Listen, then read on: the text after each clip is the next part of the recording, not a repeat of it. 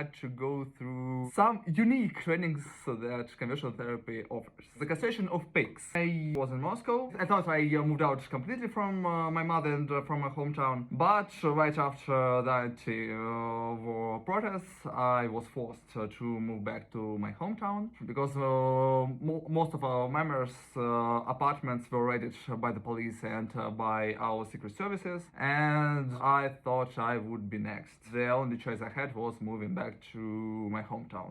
I was living actually a pretty good independent life until my mother just decided to text my old number to say that she has heart surgery. I was moving to Germany when I came to Siberia, when I was kidnapped.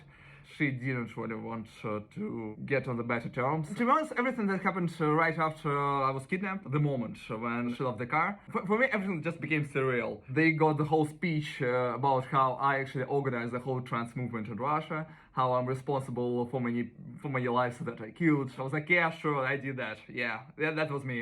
I didn't really care about my safety because I didn't think that my mother would kidnap me. Till the very last moment, I really thought that everything that was happening around me was just like a small act just to scare me, and my mother would come and she was like, so you now understand what I could do to you. Just don't transition, that's bad for you. For me, this religious aspect, when I had to pray every day for our disease to go away, when we had to work, and when I had to address myself in another gender, because Russian is a really gendered language, I was kind of okay with that. They created this strange act for me, I'll create a strange act of mine. I had to go through some unique trainings that conversion therapy offers, such as the castration of pigs, and so I would get myself used to such a wonderful process. Sorry for my sarcasm. After like 2 months, okay, I'm not getting out. I have two options: suicide or runs. Also, I had to kill animals. I am an ecological protest activist, and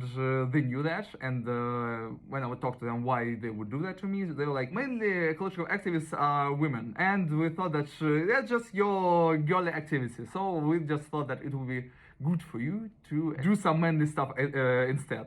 Killing animals instead of saving them. I had to chop the trees, I had to clear up huge segments of the forest during winter times when the weather was like minus 40 degrees Celsius. I had to go to the forest and I had to chop everything up to heat everything up because we were in the middle of the Siberia. You use furnaces. After I escaped, I actually didn't think that I would have any consequences. But after 2 weeks, I got my first panic attack. I was severely afraid of what comes next. What am I? So now I'm on medication. Some people are kicked out from their homes just because they are gay. I'm not unique in that sense.